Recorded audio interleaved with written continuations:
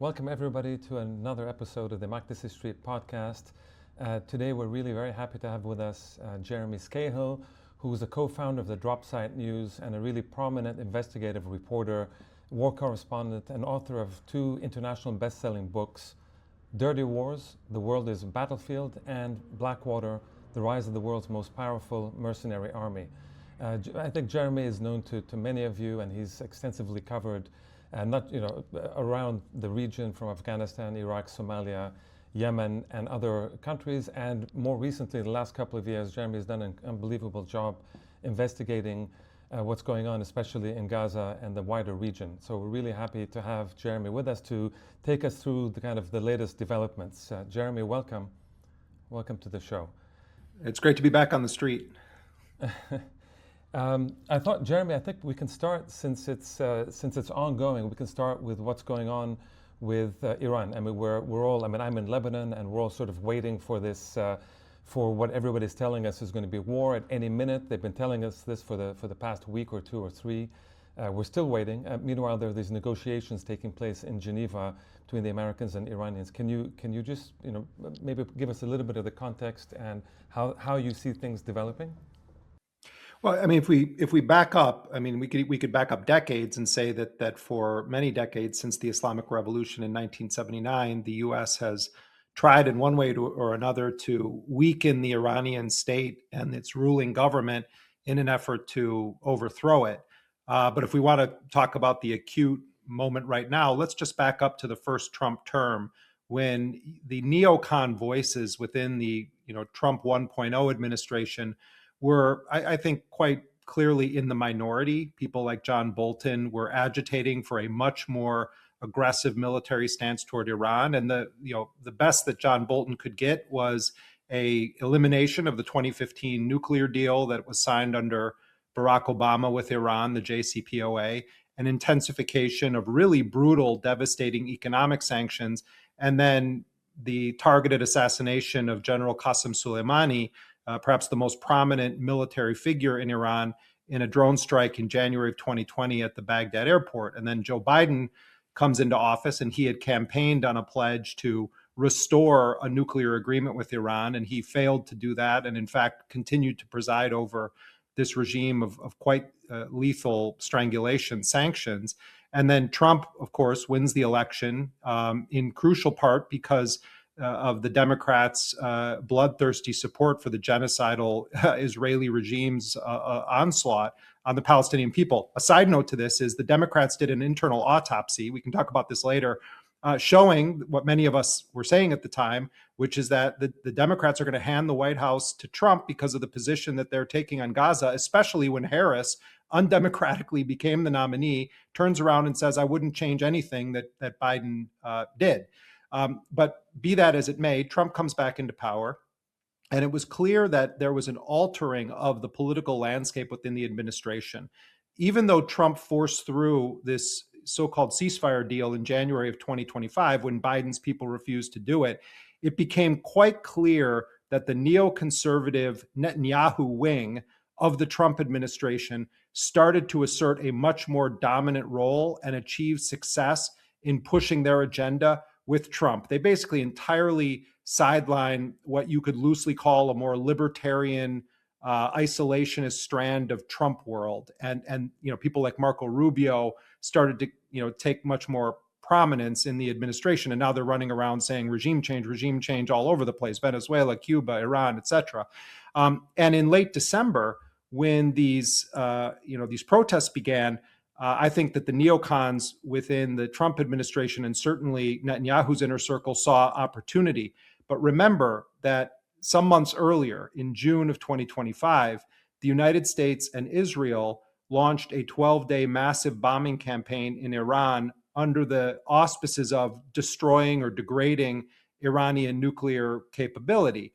And more than 1,000 Iranians were killed in that. Iranian scientists and their families were killed. Also, very significant figures in the Iranian national security apparatus were killed.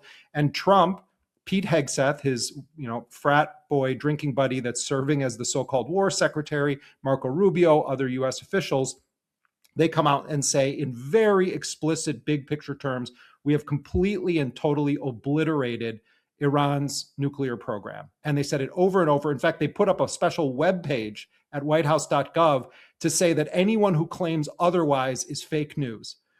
Well, fast forward to January, you had just under 2 weeks of overwhelmingly peaceful protests in Iran that were largely centered around economic issues. It involved the bazaris, in America, we would say kind of small business owners who own shops, who were suffering immensely under the impact of economic sanctions. And many of them were also saying economic mismanagement on the part of the Iranian state. Iran's supreme leader, Ayatollah Ali Khamenei, actually said that the protesters should be listened to, and there were no real reports of any major violence. And then on January 8th or so, you started to see riots breaking out in cities around Iran. And this is where there's a huge divergence of narratives. If you listen to many voices within the Iranian diaspora or human rights organizations like Amnesty International and Human Rights Watch, but then also human rights organizations that are overtly funded by the US government, the narrative was that the Iranian government made a decision to use overwhelming lethal force and just start gunning down peaceful protesters. The Iranian government says that this was Israel and the United States working with forces inside of Iran, encouraging them to rise up. Those are the two competing narratives right now. The Iranian government says there were 3,100 people killed. That includes civilians, Iranian security forces, as well as what the Iranian state characterizes as terrorists. These international organizations say, no, the overwhelming majority of these people were peaceful protesters killed, and that the numbers conservatively are more than double what the Iranian state is claiming. Now, there is documentary evidence. There's a lot of evidence to show that a lot of Iranians were killed, but we still don't have enough information to have a definitive narrative on who is telling the truth. But as you guys all know, it doesn't matter in the realm of the geopolitics of the United States and Israel. Trump, as the bloodletting is taking place in Iran, takes to Truth Social and he says, seize Iranian institutions. Help is on the way. And that began a real aggressive push within the power structure in Washington, and certainly coming from the Israelis, to agitate for Donald Trump to enact a regime change war and to pummel the Iranian state with American weapons. And so Trump, starts talking about his big, beautiful armada that he's sending to the region. And it is, in fact, the largest single U.S. military deployment since the 2003 invasion and occupation of Iraq. And while this has been going on, a new round of talks starts in early February in the Sultanate of Oman, where Steve Witkoff, Trump's real estate buddy, and Jared Kushner, his son-in-law, go to Oman and they hold indirect talks with the Iranians. Now, I'm told that there were actually direct talks that took place starting on February 6th. This hasn't been reported before, but I'm told by Iranian sources that there were, in fact, direct talks beginning in Oman on February 6th. And what disappears from the agenda is anything about the Iranian protesters or human rights in Iran. It all focuses now on Iran can never have a nuclear weapon. And this culminates then with, over the weekend, Steve Witkoff going on Fox News to do an interview with President Trump's daughter-in-law, Lara Trump, in which he says that the Iranians are a week away of having what he calls industrial-grade bomb-making material. Even though the New York Times and other news outlets, the liberal media in the U.S., are sort of taking this stance that Trump is effectively a dictator, that he's a threat to democracy, that he's a systematic liar, the same conveyor belt of lies that was unleashed on the world in the lead up to the Iraq War was unleashed, including by the New York Times, on the public again. The New York Times has printed stories recently that claim that Al-Qaeda and Iran are plotting together to potentially conduct attacks in Europe, that there are sleeper cells around Europe, that Iran could activate its proxies, and they name Hamas as one of the proxies, which, I mean, you guys know this history better than I do. There may be a relationship on some level between Hamas and Iran, but to call Hamas an Iranian proxy is a ludicrous counterfactual statement. But these same, and this isn't even talking about what happens in the New York Post, where they're doing like propaganda on the level of the baby incubator story from the 1991 Gulf War, that Iraqi soldiers were like using bayonets to stab Kuwaiti babies, and it turns out that the witness in front of Congress was the daughter of the Kuwaiti ambassador and not an actual witness to the event. So we're seeing the whole thing go on again. The Iranians, though, I realize it's a long answer, but I just wanted to put it all on the table at the beginning. The Iranians that I've been talking to, Iranian officials, are saying that there is a disconnected reality, that actually in the talks with the Americans, if they really want to talk about the nuclear issue, that Iran is exhibiting an unprecedented level of flexibility, that they're putting on the table terms that extend far beyond the 2015 agreement. And they're putting on the table terms about economic opportunity, because they understand Trump isn't just the president, he's a gangster and a businessman who's also thinking of business opportunities for his crony network, his family, and the Trump organization, even though he's technically not supposed to be involved with it. They saw what happened when he went to the Gulf Arab countries and all the deals he was making. And of course, Witkoff's son is making money off this stuff. And Kushner, of course, is setting himself up for more profit. And that's certainly true with the Gaza real estate deal. And so what we've seen now is that now there's a third round of talks that's taken place. And the question is twofold. One, if the United States destroyed Iran's nuclear capability, why is the United States saying now that Iran is so close to building a bomb? Why is Donald Trump saying in his State of the Union address that the only problem is the Iranians just won't publicly say that they won't have a nuclear weapon, when in fact that's been the posture of Iran for decades? U.S. intelligence estimates conclude the end of 2003, the Iranians had abandoned that program. There's a fatwa from Ali Khamenei going back nearly 2 decades, talking about it being forbidden to possess or use a weapon of mass destruction. And the Iranian foreign minister, Abbas Araghchi, hours before Trump made that statement in the State of the Union, literally tweeted that Iran will never seek to build or develop a nuclear weapon. And yet Trump comes out and says that. So the only real question here is the United States using the veneer of engaging in diplomacy to buy time to get the USS Gerald Ford in position, the second aircraft carrier that they're positioning? Are they using this to ensure that they have sufficient resources to defend Israel with countermeasures when the Iranians retaliate? Is this a buying time thing, like or a cover for a strike that's going to happen by surprise, as happened in June? They claim to be waiting for another round of negotiations, and they use that as cover to then conduct a sneak attack involving bombers that flew directly from the United States to drop munitions on Iran. Is it that, or is there actually going to be a deal here? I don't doubt what the Iranians are saying, because it makes sense. They understand that this is the last shot at potential diplomacy before something large scale gets unleashed. And they've put things on the table that they think represent a reasonable position, and they understand they need to go beyond the 2015 deal. And I'm told that they put very far-ranging terms on the table that they would be willing to accept. Jeremy, thanks for that amazing summary of where we stand right now. I have a two-part question. It was one question, then as the longer you talked, it became 2 questions. I'm sorry. But I'll give you the two. They're kind of 2 sides of the same coin in a way. The first question is, what is the significance of the fact that the American negotiating team, such as it is made up of Kushner and Witkoff, rather than, I don't know, like Rubio or representatives of the United States government, like official representatives of the United States government? I mean, I guess they could be delegated, but you know what I mean? They don't have Senate authorization. They're not really technically working for the U.S. government. And then the flip side, well, actually, let me refine that and say, some people have talked in recent years about a deep state. So are we seeing here like a deep private sector as a kind of antithesis of the deep state? And the second thing is, with respect to the armada that the U.S. has or is in the process of sending to the region, and clearly it is a very formidable armada, a lot of people have also been pointing out that it's an armada that's actually very short on all kinds of munitions and even things like refueling options and fueling stocks and so forth. The U.S., as we all know, has spent the past 3-4 years sending endless weapons and missiles and bombs or whatever to Ukraine, and then also to the Israelis to destroy Gaza. So, and these things are not produced, they're not like coming off factory lines, every day. They take a long time to produce. So when you put those 2 pictures together, that there's private real estate investors essentially negotiating on behalf of the U.S., and then the armada may look formidable, but really how much depth it actually has is sort of open to debate. Maybe in my mind they're connected, but anyway, just I'll throw those two questions at you, and you could take them one at a time or together or however you see fit.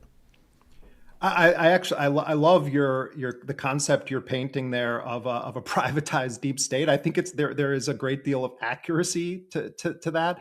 I mean, if you look at Witkoff and Kushner, I mean, it's quite unprecedented in U.S. history to have private citizens that also simultaneously have extensive private business dealings with the parties or private business dealings via family members. Witkoff's son. Witkoff will claim, "Oh, I have nothing to do with that," but that they also have their hands in all kinds of honeypots, in the very countries that they're negotiating with. So this is quite unusual, but I think it's indicative of the open embrace of corruption, the sort of in your face, what are you going to do about it, that we've seen with Trump. I mean, this is a guy who is, benefiting off of personal lawsuits against media companies while he is the sitting president of the United States and may be engaging in settlements with his own Justice Department where his cronies are in charge of it. So we should never allow it to become so outrageous that we forget how dangerous it is, what these guys are doing. And that applies to foreign policy too. I think that a lot of these countries are now in a position, and this goes for both what's happening in Palestine, what potentially happens with Iran, what happens with Russia and Ukraine, but also with all these deals that Trump made with Qatar and Saudi Arabia and the UAE. These countries have to wonder, are we making agreements with the United States as a country, or are we making agreements with a gangster who happens to be the president right now, who's floated the idea of remaining in power beyond his term? Like, who are we actually dealing with here? And I think that part of why Trump prefers to use Jared Kushner, his son-in-law, who is bankrolled, his affinity partners firm is bankrolled by Gulf money largely, has extensive business dealings in Israel, has extensive business dealings in Russia's sphere of influence as well. He's using them because they're his consigliere. That I think that he views himself more like Godfather as head of state. And so he doesn't want to deal with the State Department bureaucracy if it's inconvenient. He's glad to have little Marco dealing with gutting the budget of all of these, civilian institutions at the State Department. And he'll allow Marco to participate a little bit and wants to like fluff his ego so that Marco continues to be a good little puppy dog. But in reality, he's using Witkoff and Kushner because he trusts them, because their financial lives are linked together in the private sector. It's also a way for Trump, with a barely existent wall between himself and his family's ability to make money. He's got two people in the room that are calling back to him, not just about policy, but what is the potential for cash making here for all of these people and their connections. So sorry, I mean, this is it's a very astute observation that what he's essentially doing is trying to create privatized representations of longstanding institutions. In this case, you're talking about a deep state. In the case of Gaza, with the so-called Board of Peace, this is clearly an attempt to forever eliminate the United Nations and create this privatized gangster club. The first person to point out to me that in the Board of Peace charter, Trump remains the chair of that board beyond the duration of his presidency. The first person to point that out to me was Ihsan Ataya, who is in the political bureau of Palestinian Islamic Jihad. Right after he read it, one of the first things he said to me was, wait a minute, this says that Trump is going to remain in charge of it. That informed part of how the Palestinian resistance also understood this, that you're dealing with a gangster here. You're not just dealing with the United States and its long history of bipartisan Zionist supremacy in terms of its foreign policy in the region, but you're dealing with gangsters here looking to make a deal. On the issue of the Armada, remember the U.S. when I saw that they were sending the USS Gerald Ford was when I really realized this could be a massive attack. Why? Because the USS Gerald Ford had been positioned in South America for the operation against Nicolas Maduro. And it was one of the central components of that operation. That ship was supposed to go on a rotation. It needed maintenance, as evidenced by the fact that the toilets all broke and they had to stop to use the bathroom in Greece and try to get the ship repaired. But those sailors and soldiers on that ship were also supposed to go back home and see their families, etc. So they bring this thing all the way across the world. When I started speaking to US military people about this, they said this is a really significant indicator. You don't use that as a bluff. This is very expensive, and it's also the kind of thing that really is difficult for military families, and to put them through enduring that means that something serious is going on. Take that as you will. I'm just saying that's what military people said. But on a technical level, you're right, sorry. They do have a lot of firepower. They can do a sustained campaign. I don't think anyone is disputing that. But if it goes on, Iran is a country of 90 million people. It's a huge country. It has fairly sophisticated ballistic missile systems that are well hidden. It has a network of naval assets that are not junior varsity. They're certainly not on par with the United States or China, but they're a fairly robust naval capacity.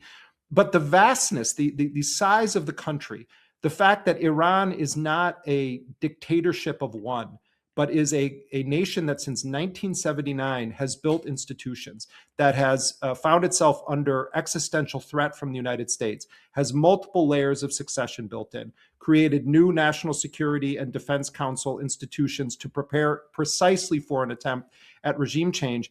This is a different reality. If the Iranians believe that they are under existential threat, I think that they are going to respond with a force that we've never seen from Iran on a military level. They showed an ability to penetrate the so-called Iron Dome system in Israel. They showed an ability to penetrate US air defense systems in Qatar and elsewhere. And if we're to believe what the Iranians have said, and I think that it's true based also on what American officials have said in the past 2 years, when Iran has been attacked since the Gaza genocide began by either Israel or the United States or both of them, the Iranians have been careful to calibrate their retaliatory strikes. They have not set out, by all indications, to try to kill large numbers of American soldiers. They have not set out to try to kill large numbers of Israeli civilians. In fact, internal Israeli reports that have recently been made public in the Hebrew press indicate that the vast majority of the targets that the Iranians launched missiles at last year were military targets in nature. And what I understand is that typically the Iranians, through back channels, speak to the Americans and they give them a sense of where they're going to strike. And they do this because Iran wants to be able to be seen as responding, slapping the enemy, as they sometimes say in their state media, but they don't want it to escalate into an existential conflict or a regional conflict. Iran is not a cartoonish villain. It is a very rational actor that does engage in sophisticated back-end diplomacy. What Iranians are saying now publicly and privately is that era will be done if they come at us again. So what we could see is the use of more missiles, and the Iranians have replenished their ballistic missile supply and have aggressively tried to increase production because it is their only deterrence against Israel and the United States. It's the only thing, short of a nuclear weapon, that keeps anyone at bay, in terms of the Zionist coalition that is attacking them. It's the only thing that keeps them at bay. So you could see a scenario where hundreds of American troops get killed in missile strikes or naval strikes. You could have what may seem unthinkable, and the sinking of naval ships, in the coastal waters off of Iran. You could see large numbers of Israeli civilians that end up being killed if the Iranians decide to, in a very concerted way, overwhelm Iron Dome. And so part of why I think there's been a delay, if in fact the US is going to go ahead with a strike, is that despite Netanyahu openly saying he wants this to happen, I think the Israelis are actually terrified on one level, because the only country capable of harming Israel is Iran. The only nation state capable of actually striking Israel is Iran. And I think that they were scrambling to get these assets in place. Look at the satellite images that have been published about Jordan. All these Arab countries saying, oh no, our territory won't be used, our airspace won't be used. Yet open source intelligence shows there's just dozens of US warplanes, refueling tankers, air defense systems, hugely expensive THAAD missile systems. All this stuff's being moved to the region. And so while the Arab states are saying we won't participate, first of all, that's a lie on its surface, because even if you don't have planes taking off from there, there's enormous infrastructure for command and control. There's spy and surveillance operations. And then there's the question of what happens when the Iranians strike. The Jordanians last time around, they fully participated in the defense of Israel. And the Iranians have said all these Gulf states Right now, we appreciate what they're saying. If there's an attack, all these U.S. bases are fair game in their countries. The last thing I'll say on this, sorry, is that an Iranian official said something quite interesting to me the other day.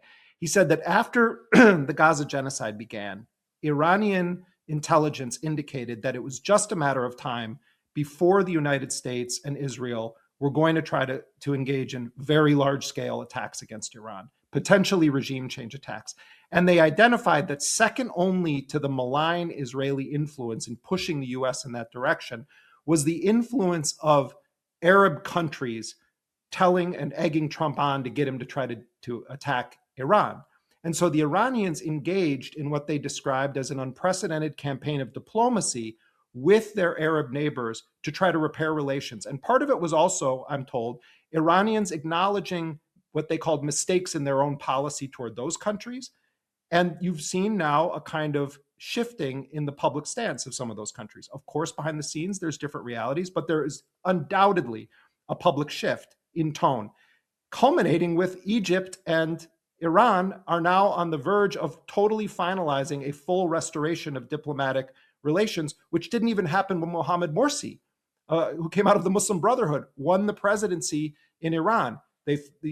Travel started, cultural exchange, but they never formally restored it. So from the Iranian perspective, they have been engaged in also diplomacy that has led to a point where you have all of these Arab countries saying it, while recognizing, and they said, we issued them warnings, if you cross certain lines, then you're violating an understanding we have now. And among those lines is, you participate in any way in this war, if the United States attacks us, then we're going to have a right to respond to you. That's the Iranian position. So, Jeremy, I mean, so many questions to ask you based on what you're saying now, but I guess the first question I have is, how is attacking Iran a U.S. interest? Very basically, can you lay out whatever the rationale is, if there is a rationale? And second of all, are we not, I mean, your analysis all is premised on the idea of, we compared it to 2003 and the run up to the invasion of Iraq and the same kinds of lies, etc. But now we're talking about the US and the Israelis jointly attacking Iran. This would be a joint Israeli-US attack, which would be sort of, in a sense, unprecedented. That's my sense of this. And so, to what extent is this a U.S. interest? To what extent is the fact that it'll be a joint U.S.-Israeli offensive war, not just a so-called defensive war, but an offensive war, to what extent is that a game changer? And the third and last question I have is, how on earth can you explain the longevity of the neocons? I mean, I thought the whole point of the neocons is that they failed miserably in Iraq, and yet here we are again, now in 2026, and the neocons still have a chokehold. Who are the neocons? How do they have this longevity? In fact, if I could just add to Osama's question just on the neocons, because you made the point, Jeremy, too, that they kind of went away, and then they've had a resurgence of in Trump 2.0. Well, and what's interesting is some of the most prominent. Yeah. Sorry, I think this is the day, but if I can also add, isn't it an Israeli interest to, if there was an Iranian attack and if American soldiers are killed and if all this stuff happens, won't the Israelis be very happy with that? I mean, won't that suit their interest? Yeah, I mean, you guys just, even though it was condensed, you put a lot on the table there. I mean, first of all, what's interesting is some of the most prominent neocons, people like Bill Kristol or, the Cheneys, they all abandoned ship on Trump, and they're, firmly in camp with the establishment Democrats. So they're a lot of the establishment neocons, they're actually on the side. They're like kind of MSNBC, Republicans now. But those ideas, their ideas stuck, and you have the Hegseths and the Rubios, and then there's tons of second and third tier officials within the Trump administration who cut their teeth in neocon administrations. But it's like, this is Dick Cheney's wildest dream, some of this stuff going on here. I love watching John Bolton have to be interviewed about Iran, because Bolton and Trump are at war, and Trump's trying to destroy the guy. There's these investigations into him for retaining classified information, and Bolton has to sit there and basically say, yes, this is what I want. But it's like his oppressor in chief is the one doing what Bolton's been agitating for his entire life. In terms of how it's in U.S. interest, I mean, of course, if we're talking about most of the country or most Americans, There's absolutely no U.S. interest in this whatsoever. There's not a single way in which this is better for the American people. But one thing we've been reporting on recently is that within the Democratic Party, part of the reason why you haven't been hearing large outcry from many Democrats at all, it's starting a little bit, but is that the Democrats since last June have been talking about, and this is led by Chuck Schumer, have been talking about how it might actually be great if Trump launches a large-scale regime change war against Iran, because we actually want them gone. And that has to do with their own fundraising and their connections to Israel and their own embrace of sort of neocon type policies that is also exists in the Democratic Party. But part of it is like, we can achieve something that if it goes wrong, it will really harm Trump politically. They're thinking of it through a cynical lens of electoral politics having to do with the midterm elections. But if what you're asking is a kind of geopolitical question, I think that what the U.S. wants to build, and the project of the last 2.5 years that really was intensified beginning with the Gaza genocide, is that the U.S. wants to alter entirely the balance of power in the region and create its own much larger imperial outpost. I think that there's a very cynical way in which Judaism has been weaponized by political forces in the United States to kind of defend the existence of Israel. It's a convenient and an incendiary way to defend Israel's nuclear weapons, its aggressive regime change wars, the fact that it serves as the largest arsonist in the Middle East, because you can always say you're anti-Semitic if you question it.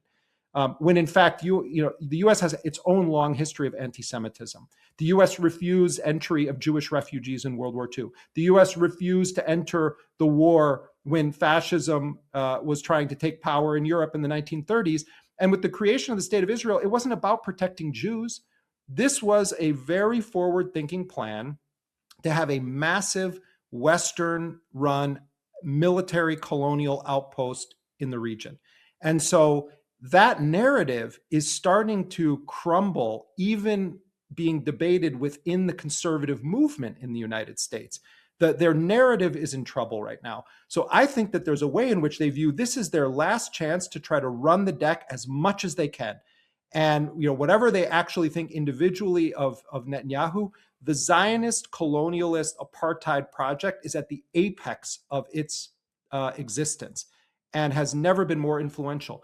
Look at what's happened. The pager bomb plot, the assassination of Nasrallah, the decimation of large sections of Hezbollah's capability in Lebanon, the genocide in Gaza that may well end with a concerted attempt to mass deport all Palestinians from Gaza, the overthrow of Assad's government, which Trump recently took credit for and said that he was basically responsible for putting al-Shara in power. What did the Israelis do when the government fell? They go in and they bomb the entire conventional military apparatus of Syria to ensure that no Arab government would take power capable of defending itself. And at the same time, Israel's continuing to try to annex Syrian territory. They believe that their best shot is between now and the midterms to do regime change in Iran. This is unheard of in terms of success for the sort of Zionist project in the region. But forget the Zionist part of it for one moment and look at it just from geopolitical perspective of the United States. The U.S. wants this. They want whatever the pliant state is. If we call it the Jewish state or we call it an Arab dictatorship, they just want to be able to manage it. And Israel is by far the most convenient place for the United States to amass an undeclared enormous imperial military base that it can use to strike wherever it wants and to ensure domination of oil, natural gas, and other resources. I really believe that's a huge component of this. The Zionism is definitely relevant. I would say there's an entire wing of the Trump movement that is just the Zionist Netanyahu neocon wing. And I don't mean to discount Zionism as a political motivator, but I'm saying that we have to also understand that, like Ronald Reagan, when the Republican Revolution happened, when Reagan was elected before the Republican Revolution, the whole idea of that was co-opt crazy evangelical Christians. That's how they viewed them. Let's get these wackos to come out and vote for us in record numbers by appealing to their cultural and religious issues. The cynical imperialists will exploit religion to move forward with their geopolitical agenda. And I think that that's a huge part of what's happened since 1948 with the state of Israel.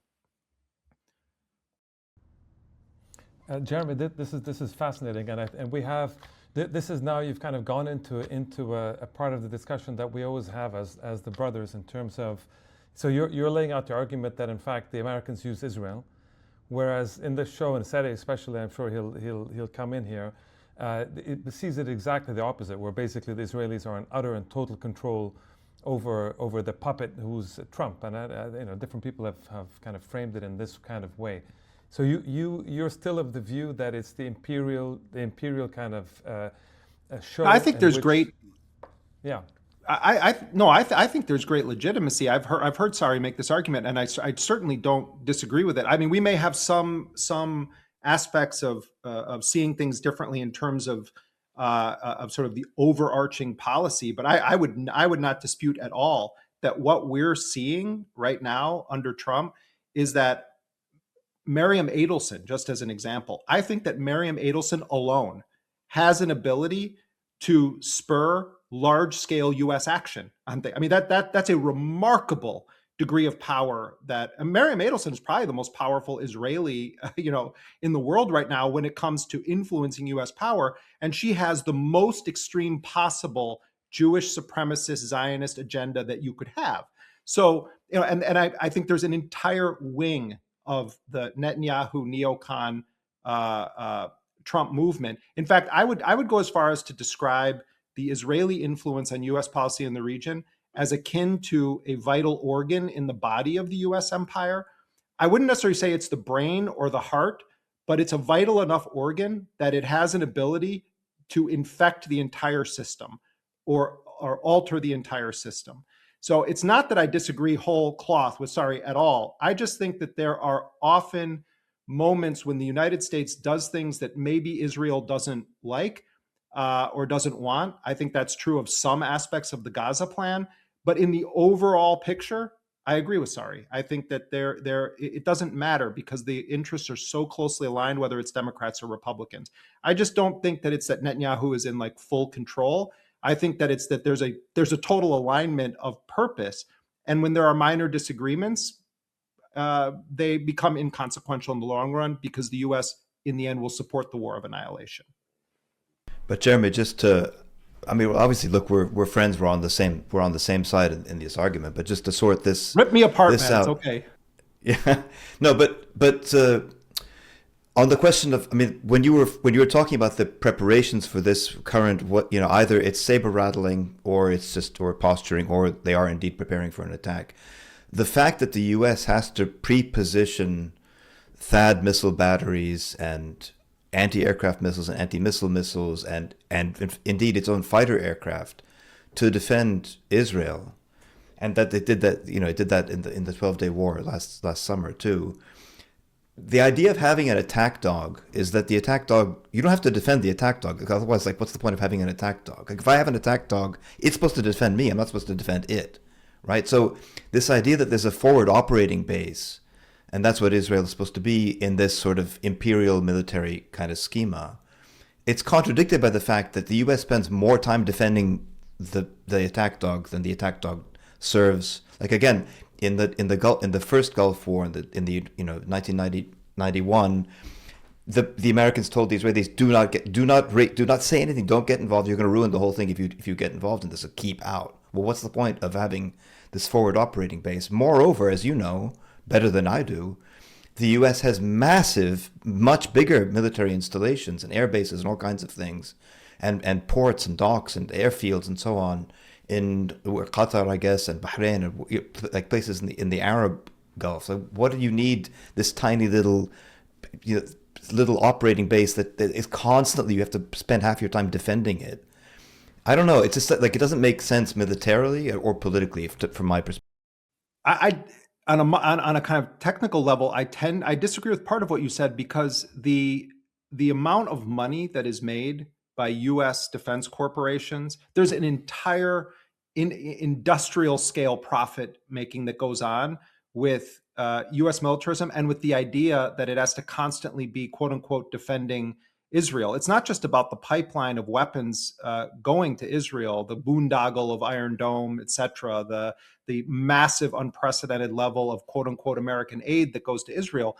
A lot of it is kickbacks that come back to huge corporations in the United States that then simultaneously are financing the political campaigns of American politicians. I take your point on attack dog, but I would, if we want to stick with this analogy, I'll take it a little bit further. You can have a ferocious trained dog that you use to attack lesser enemies. But if you all of a sudden have a pack of stronger dogs that come along, yeah, you're going to need to bring reinforcement. And maybe the owner then pulls out a gun or pulls out some other weapon. And I think that in part, it's more akin that the US likes to use Israel to do things like it's been doing in Lebanon, in Syria, in Yemen, in Iran, with the threat that if anyone dares to actually retaliate in a meaningful way, the US is there. So it's not that I am sort of whistling past the reality that the entire region is dotted with American military bases. It's that I think Israel is its most reliable place for this to exist, and I think that's part of it.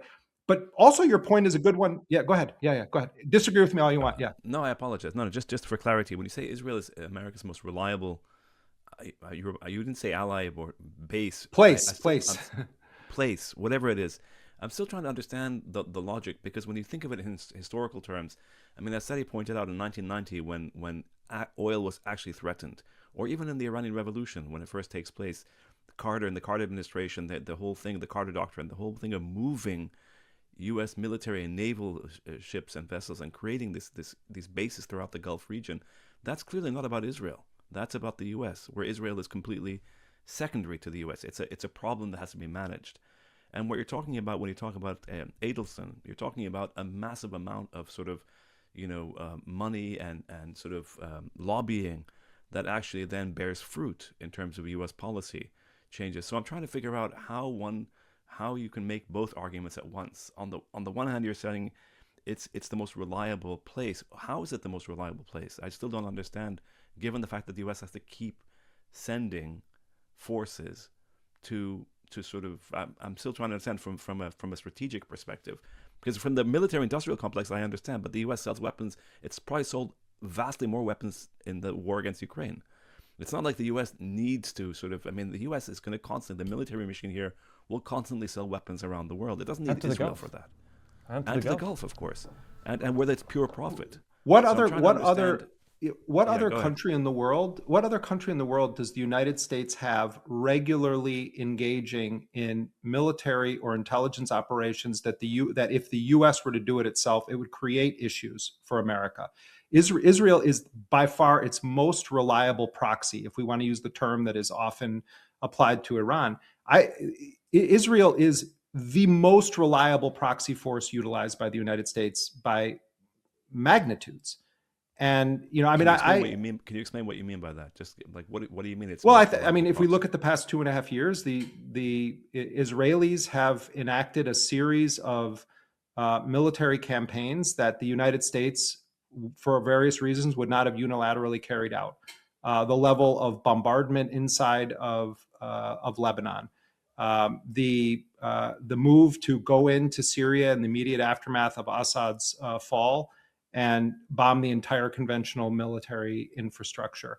I think Israel has done far more covert operations inside of Iran, assassinating Iranian scientists, than the U.S. Why is that? Sorry, apologies, Jeremy. But why is that a proxy? I mean, we're just pushing because in the spirit. It's fine here. But why do you call it a proxy as opposed to an unrestrained, uninhibited sort of force that basically has impunity to do whatever it wants, precisely because of what you referred to earlier in terms of the lobbying and the sort of the neocons and so on and so forth. I was using the term proxy because I'm borrowing the rhetoric. Yeah, I'm using the term proxy because I'm borrowing the rhetoric that they use to attack Iran. I don't disagree with your characterization of Israel at all.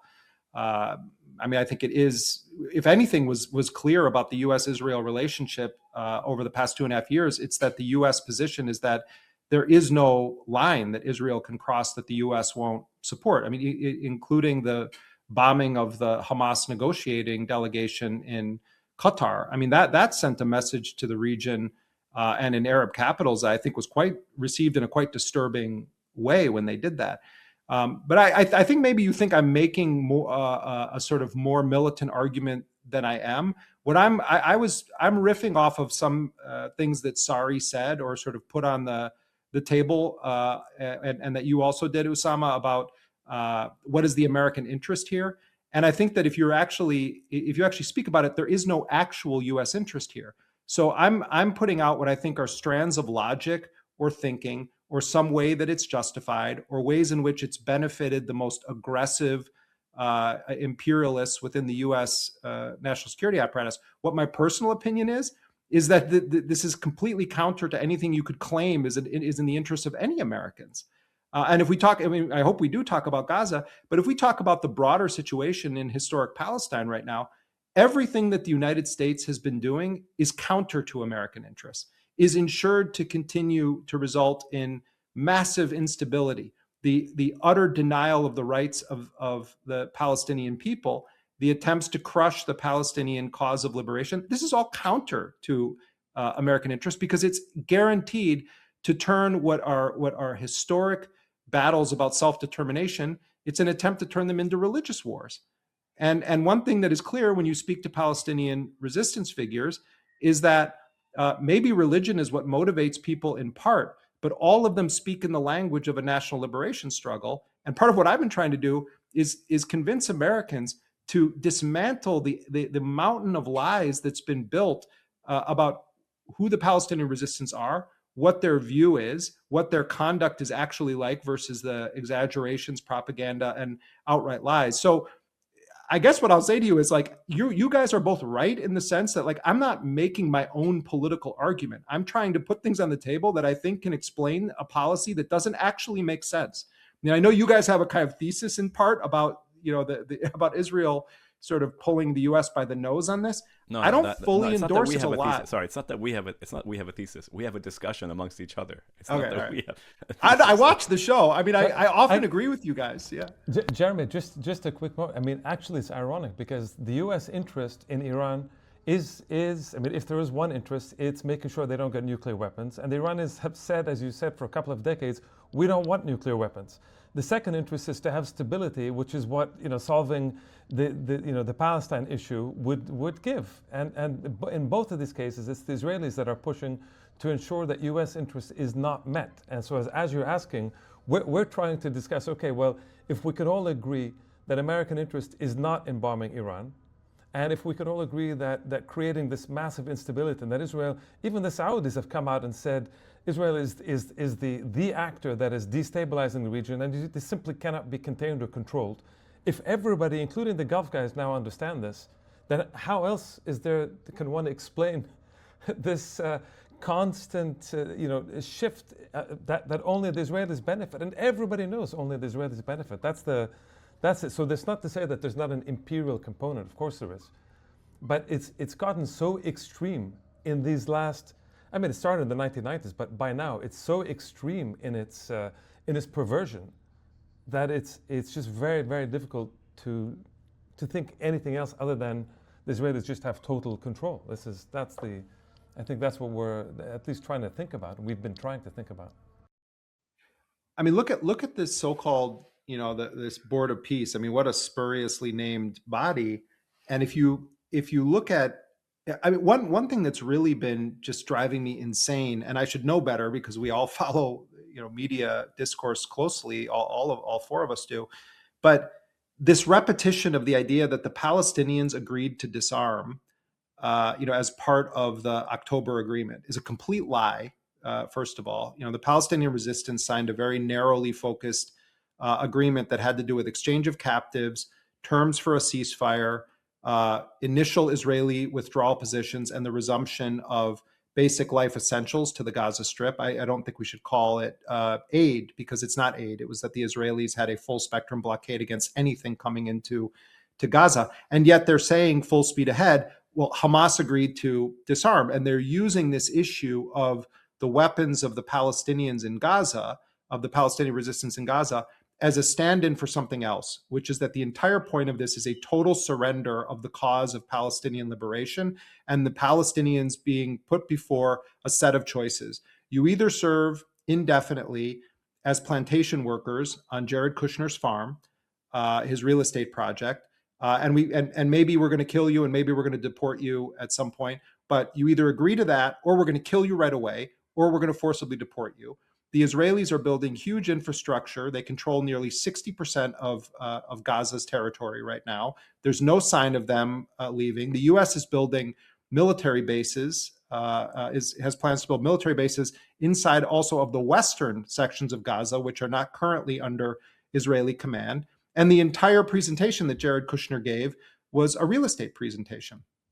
Dr. Mohammed al-Hindi from Palestinian Islamic Jihad was interviewed this week on Al Jazeera Mubashir, and he was saying that all doors are closed now, that the only thing left for the Palestinians is steadfastness and resistance. It was a quite striking statement from Mohammed al-Hindi, because what I've been hearing from resistance sources is that they are not going to agree to participate in some disarmament charade, that they're not going to give the Israelis some humiliating public ritual. Everyone knows that the actual weapons of the resistance have been severely degraded. That the Gaza resistance had a remarkable ability to create its own munitions underground. There were engineering corps of the Qassam brigades. They were making their own rifles. They were making their own bullets. They were making their own explosives. And under immense, unprecedented bombardment, they continued to manufacture improvised explosive devices and drop them in Israeli tanks and conduct attacks. But the reality is that their military capacity has been massively degraded by fighting off an Israeli genocidal army, and they refuse to wave the white flag. And so what Israel is trying to achieve right now is a victory that it couldn't achieve on the battlefield, despite the fact that it mass murdered on an industrial scale Palestinians. And so what they're trying to do is compel the Israeli, the Palestinian resistance to surrender and to say we give up. And one other point that I think has to be stated, and it's a controversial one in some quarters, but I think it needs to be said. Israel has no right to kill Qassam fighters. They have no right to kill fighters from Saraya al-Quds. It's not just about the children they're burning alive in tents. They signed a ceasefire deal with the armed Palestinian resistance. And a ceasefire is not signed with a 3-year-old so that you don't burn them in a tent. It's signed with combatants. And the Palestinians have upheld their side of the agreement. And the Israelis continue to extrajudicially murder Palestinians who are armed resistance fighters, and to claim they have the right to do it because they're quote unquote terrorists. That violates the very most simple fundamental principle of a ceasefire agreement. So this is Jeremy, same in Lebanon. Yeah. Exactly. And the same in Lebanon. Yeah, exactly. With Hezbollah. I mean, but everyone, and this happens on the left too. There is a demonization of the Palestinian resistance or the Lebanese resistance, and it's as though they're in some special category. And my question for people who claim to support Palestine or claim to be opposed to Israeli apartheid colonialist genocidal armies mass murdering people, what is your solution then? Who are you to police how people who are living on the other side of guns we're providing are resisting? Hamas and Islamic Jihad are not engaged in attacks in Europe. They're not engaged in attacks anywhere outside of historic Palestine. By all definitions, they fall firmly within the category of fighting a struggle of national liberation. And Palestinians have a great debate about the politics of those organizations as political entities.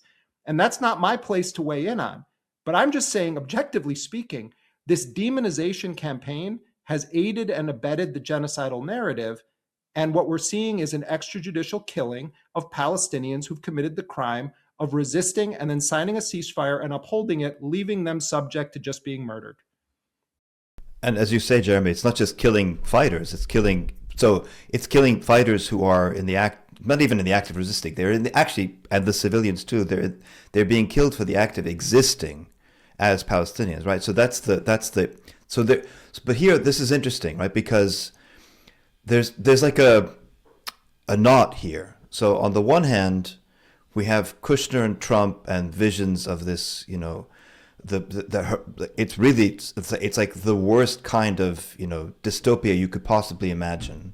The sort of science fiction futuristic dystopian, these basically new concentration camps that will be people, Palestinians will be allowed in as long as they go through deprogramming, and they're de-Palestinized, and biometrically Model controlled community. and so on and Sorry, so don't forth. forget the model community. No, I know. Yeah, I get it. The one they're talking about in Rafah, that's the one they're talking about. It's basically a concentration camp, but dressed up as this, controlled society, etc. It's a dystopian science fiction nightmare from the worst possible kind of science fiction.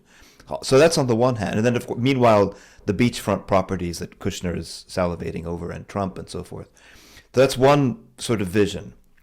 The second vision is very clearly, maybe some Israelis would want to profit from that, but there is, first of all, in Zionism itself in general, and certainly in the policies of the Israeli state, as we've seen for the past 2+ years, and it's in an ongoing basis, there is an exterminationist zeal here. And so it's like, do you want these people as cheap labor, or do you want to exterminate them and claim the land? Obviously, there are forces, even in among the Israelis, there are people who want to just benefit. But I would say, by and large, the ideological drive of the Zionist state is to exterminate. We've seen it. Like, I'm not making this up. They've said it themselves. Rip Amalek and all this stuff. It's very clear.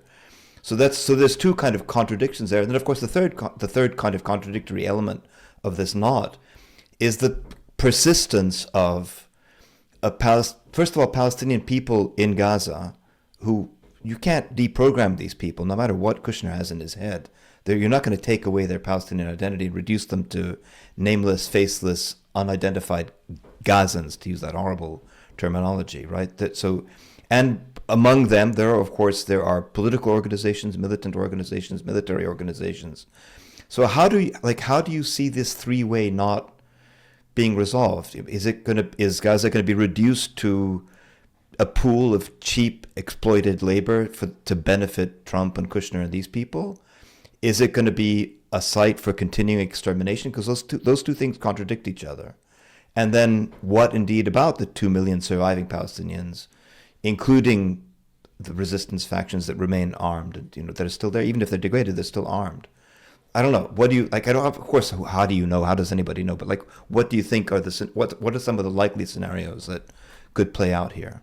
I mean, I don't think that Israel and Netanyahu specifically is particularly excited about the Jared Kushner plan, because I think that you're right in what you're saying. I think that what Israel actually wants is to erase all Palestinians from historic Palestine, and they want to annex the entirety of historic Palestine. I think we should be very clear that's the agenda. And I don't think, contrary to Bernie Sanders' constant framing of this, that this is just the right-wing Netanyahu government. I think that this is the dominant position of that society. I think it's shown itself. It's not that there aren't people here and there, but in general, I think that society has shown itself to be fully in line with the core principles that are being advocated by Benjamin Netanyahu. Netanyahu has been, basically the leader of Israel for decades, with a few breaks in between. And I think it's pretty clear that he is representing a firm view that is dominant in that society. They want Palestinians gone. They want them to no longer be living on historic Palestine. So there's some hiccups in the road for the war of annihilation in Gaza. The Palestinians are refusing to just die.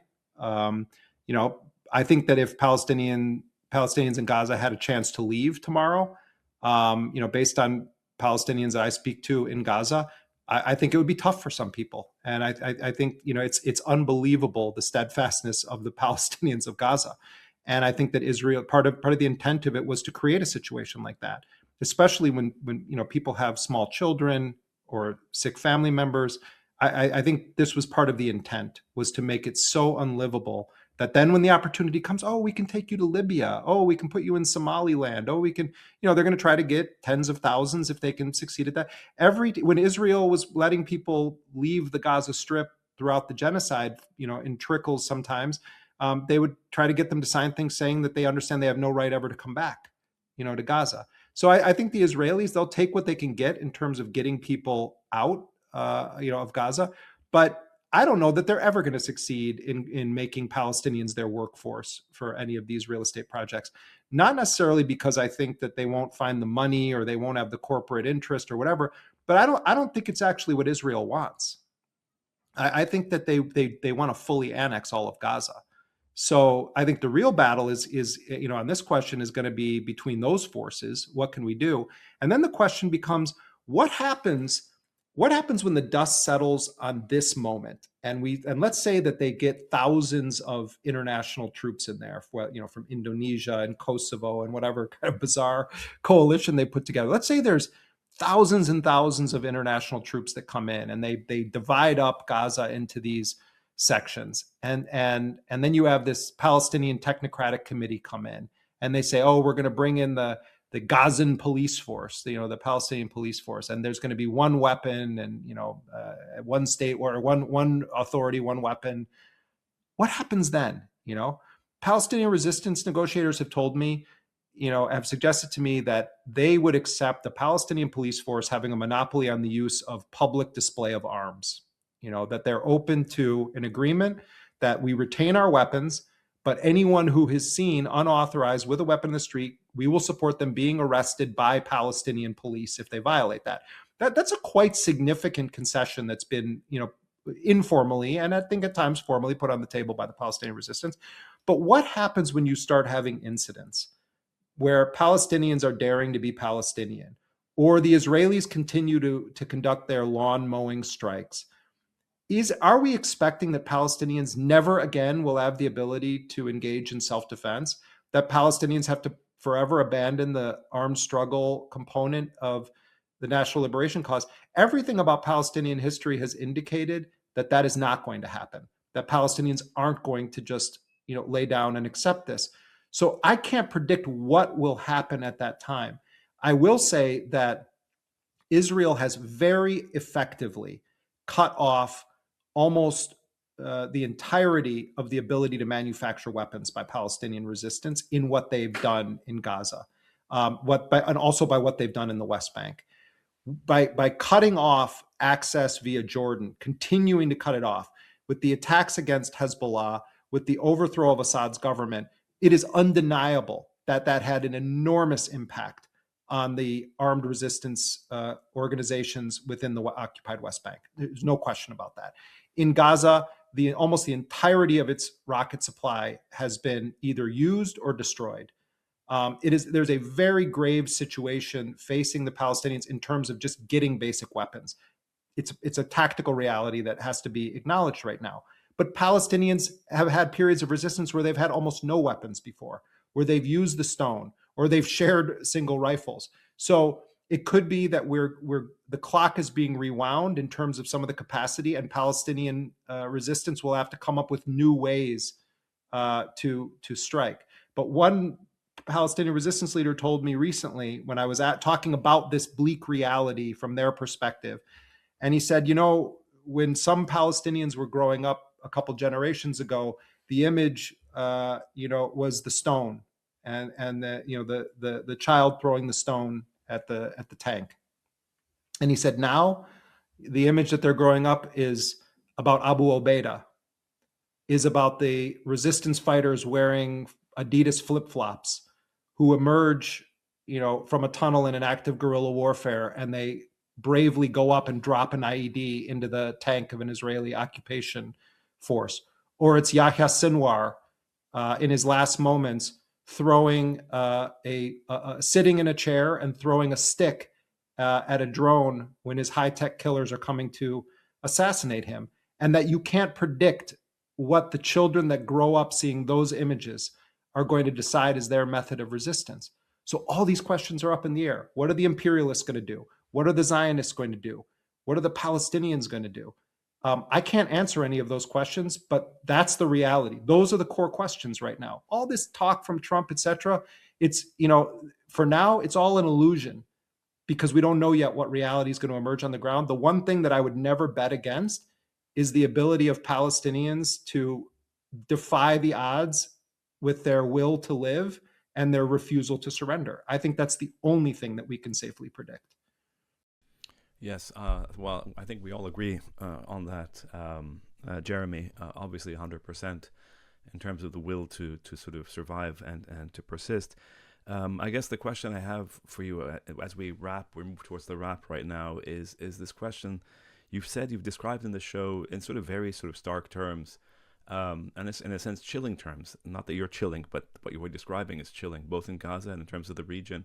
You've described sort of peak Zionism. In other words, this is the maximum point in the last century of Zionist hegemony. Right? They've expanded. They've now in Syria. They bombed Lebanon. They're sort of now they've got the U.S. sort of on the verge of attacking Iran again. And so how does that? I know we can't predict the future, but in terms of what's going on in the U.S., to bring us back to, there seems to be in the MAGA base, or there seems to be, the liberal consensus has been smashed. We know that. You alluded to the Democratic sort of report that's being suppressed. But on the right, on the conservative side, there seems to be, unprecedented in my lifetime, sort of criticism of Israel, a recognition of and it's not coming out of sympathy for Palestinians at all, zero. It's coming out of this kind of America First discourse, Tucker Carlson, et cetera, et cetera, et cetera. So to what extent is it peak Zionism, but also an awareness that we're on the verge of perhaps a completely different reality, where this peak Zionism is not going to be able to operate in the way that it has, with the impunity that it has, with the carte blanche that it has had. And I guess that's where, maybe some thoughts on that, and then I'll turn it to Karim to wrap. I mean, really great sort of overview you just laid out there, Osama. And I think it's even though the Zionist hegemony project, as you describe it, I think correctly, is at the apex of its sort of ability to get the United States to provide it with everything that it wants to date, to try to wage these wars of annihilation and expansion, et cetera. At the same time, it has come at a cost that you're referencing in terms of the discourse within its sponsors' borders on a political level. Look at the discourse among young people in the United States that has taken place over the past 2.5 years, that was exemplified in the campus uprisings. The delinking of anti-Zionism from anti-Semitism, the awareness that so many young people have of what Israel is, in real political terms, that it is a serial killer masquerading as a nation state. And young people aren't afraid of being falsely accused of being anti-Semitic. This used to be like a killer for people if you were being accused of being anti-Semitic in American politics and discourse. And it's not that's gone. It's still there, but it's not as powerful. And it's taken real dents in the armor. And within the Democratic Party, I think that there are reckonings that we're seeing. Kamala Harris and the Democrats gave the world Donald Trump because of what they did in Gaza. And they're trying to cover up the fact that really was one of the defining reasons that she lost that election to Donald Trump. But in the conservative base is where it's really fascinating right now. You mentioned Tucker Carlson. He does this interview with Mike Huckabee, where Huckabee says the really, really supposed to keep it very quiet, if not silent part out loud, that what they actually want is, all the way from the sea to like the Tigris and Euphrates rivers, that it's not just river to the sea. They want to keep going and going and going.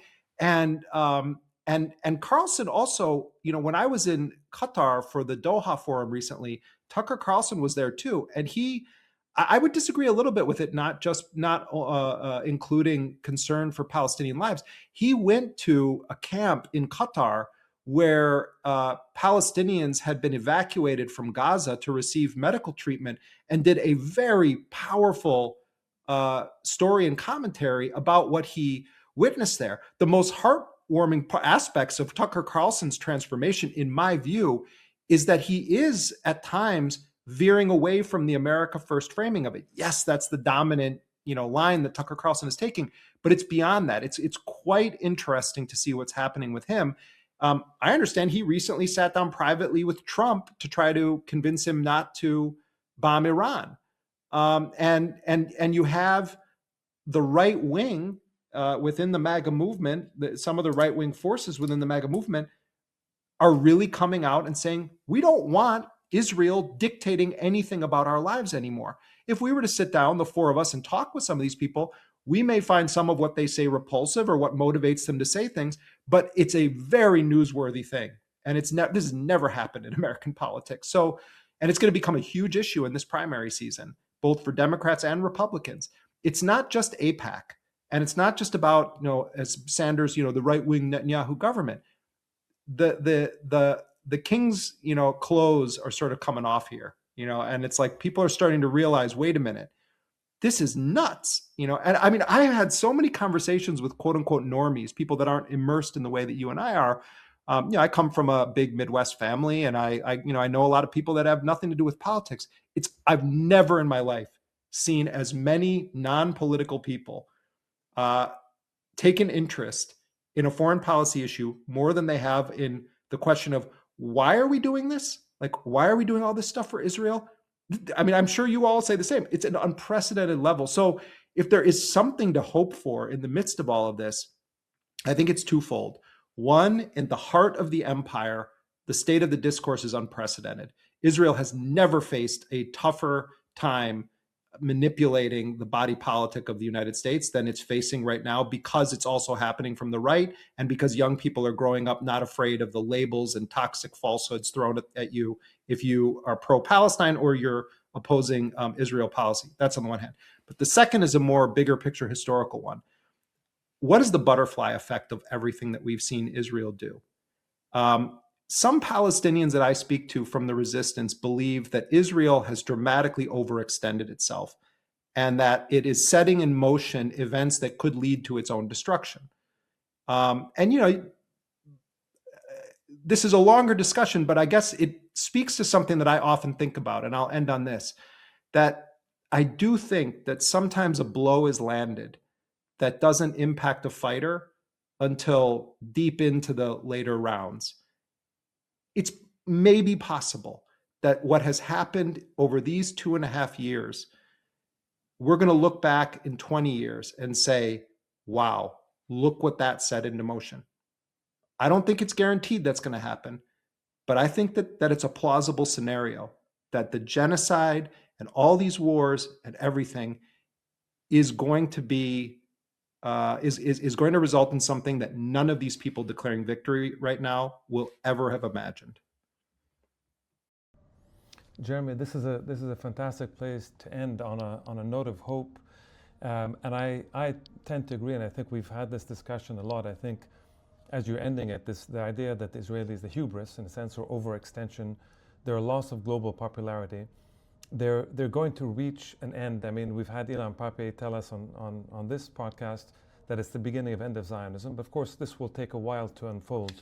So it's good to kind of end on a slightly hopeful note amidst all the horrors taking place in Gaza, amidst all the horrors taking place even in Lebanon and across the region. And as we wait to see whether there's going to be war with Iran or not, and with all the Israel firsters, thank you for those ending in this words of hope. So. We really appreciate you coming on the show, and hopefully we'll have you on again soon. Thanks a lot, Jeremy. My honor to be with you guys. Thank you very much. Thank you, Jeremy. Thank you, Jeremy. Okay, guys, this was really an incredible discussion with Jeremy, who really is on the cutting edge of kind of this investigation of what's going on with the Iran file, with Gaza, with what's going on in U.S. policy in general. And really, I think there was a tremendous amount of insight. What do you guys think? What was most notable? Well, I think it's. I was sort of. I thought it was an excellent interview.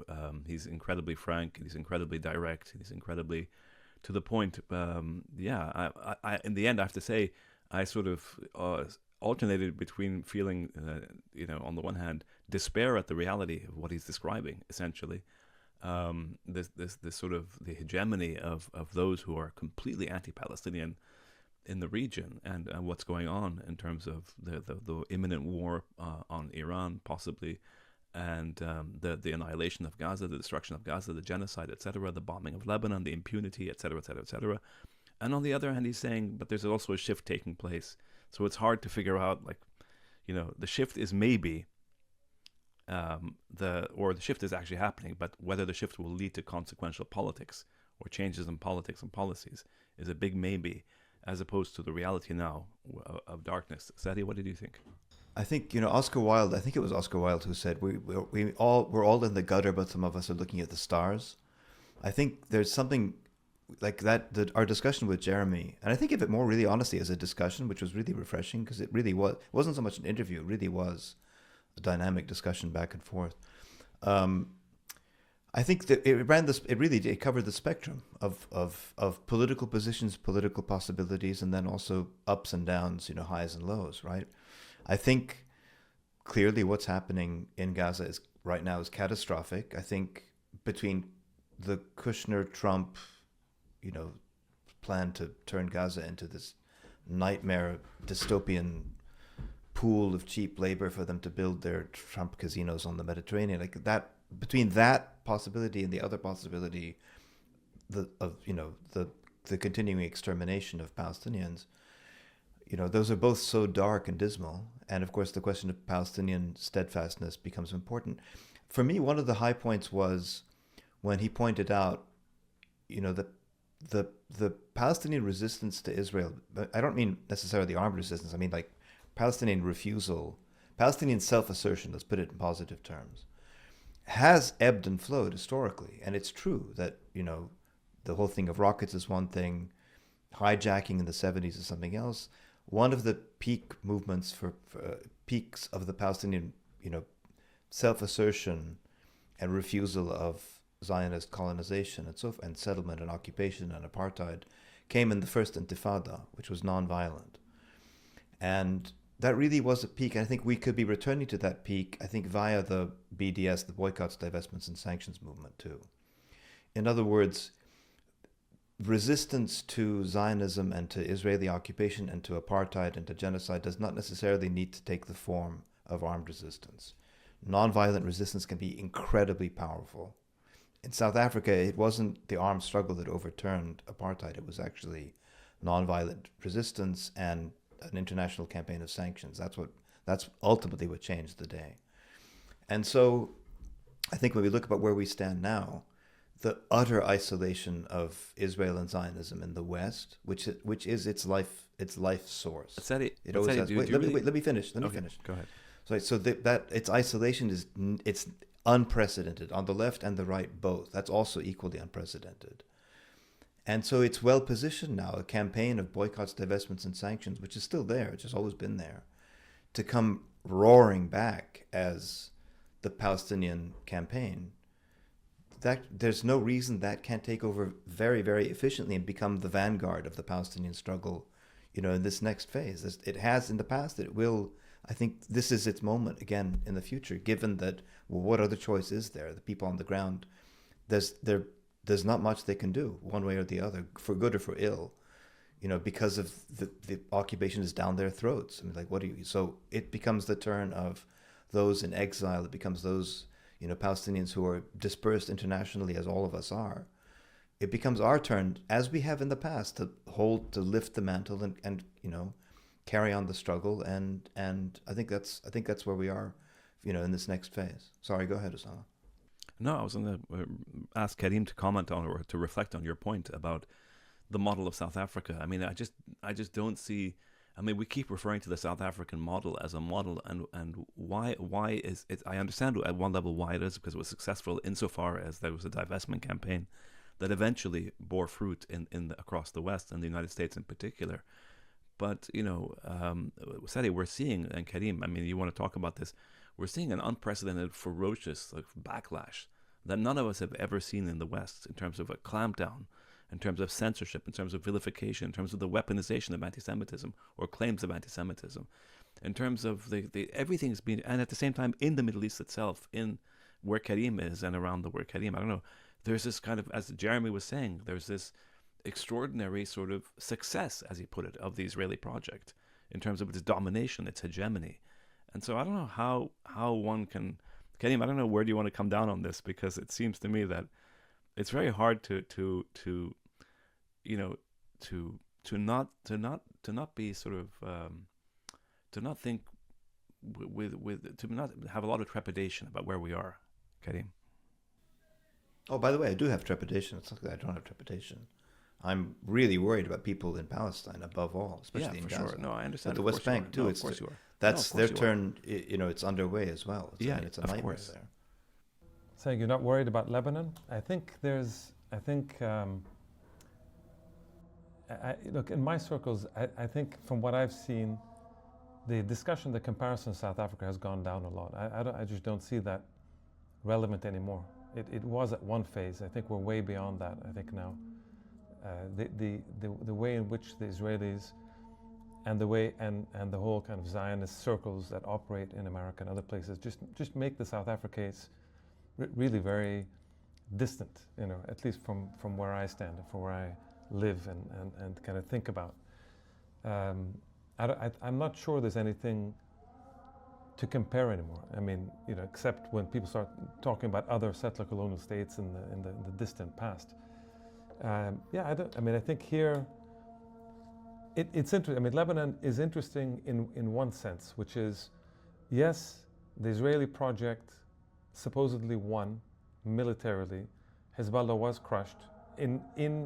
Again, and Sarah and I often point this out, the Israelis were still, with all the overwhelming support, with the destruction of the commanders, with Nasrallah's assassination, with all of that kind of stuff, the Israelis still were unable to go more than a couple of kilometers into Lebanon. And these points that they're holding, these 6 and 10 points that they hold now in southern Lebanon, they only were able to take after the ceasefire. And in the meantime, they've had something like 10,000 violations to Lebanon, Hezbollah's 0 violations on the other side of the ceasefire agreement. So what? The Nakba itself took place, a lot of it after the Nakba, after Israel was created. So that's what? Right. I mean, so the Israelis often do that. Yeah, I'm not saying the Israeli violations is anything novel or new. No, what I am saying is that we're a year later, and we are in the process where we're still in this thing. Oh, should Hezbollah disarm? Should it not disarm? Should it disarm? Should it not disarm? And they haven't disarmed. That's the reality.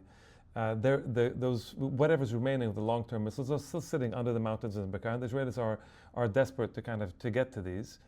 I'm not saying it poses this massive threat, but within the Lebanese politics, it's still divided. It's not it's not like. So we're still in the middle of this. So we don't know what's going on in Syria as well. I mean, the Israeli project is very much winning, I think, in Syria. They're achieving part of their goals, but this is now in the short term.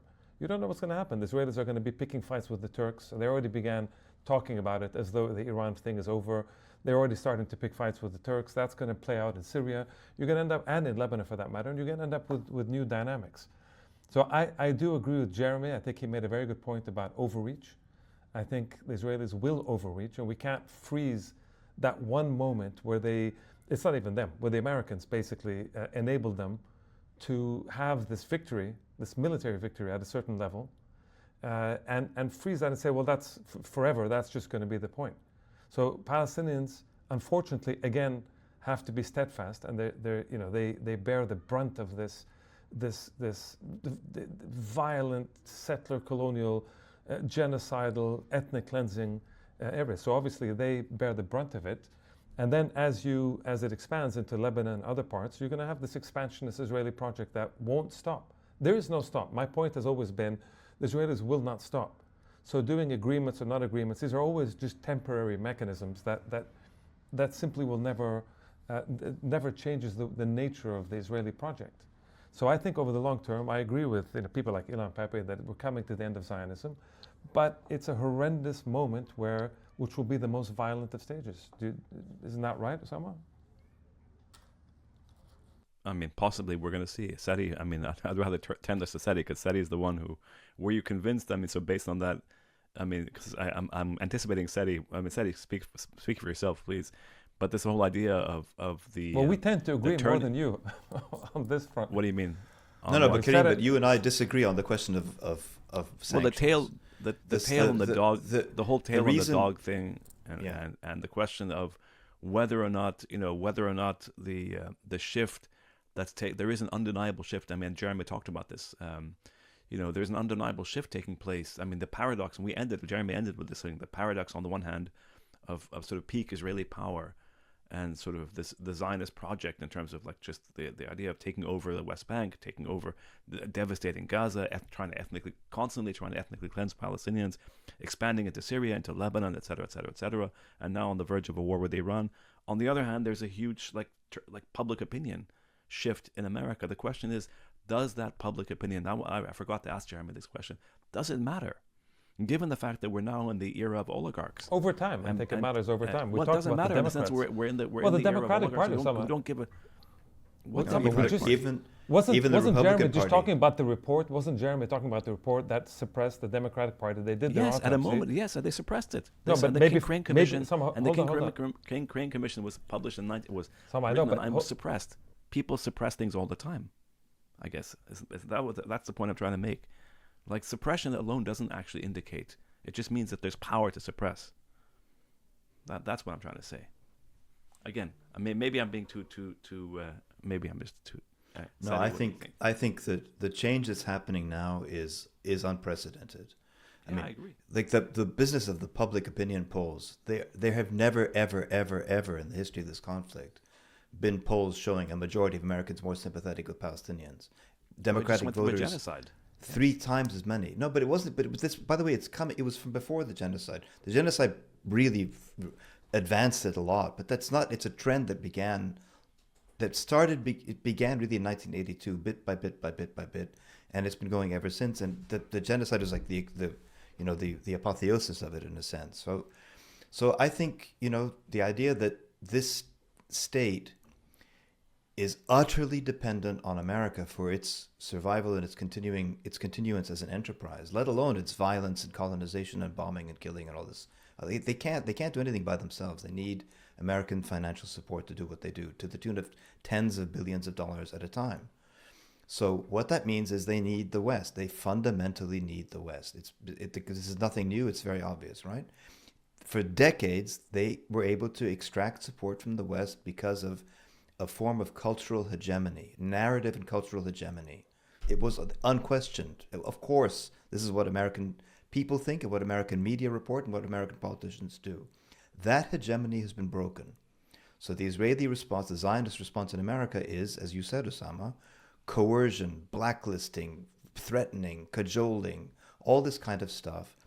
I personally find it very difficult to imagine that a tiny little country of 6 or 7 million people can coerce, can not exercise hegemony, but forcibly coerce a declining superpower of 360 million people to bend it to its will. I think that's very difficult to do.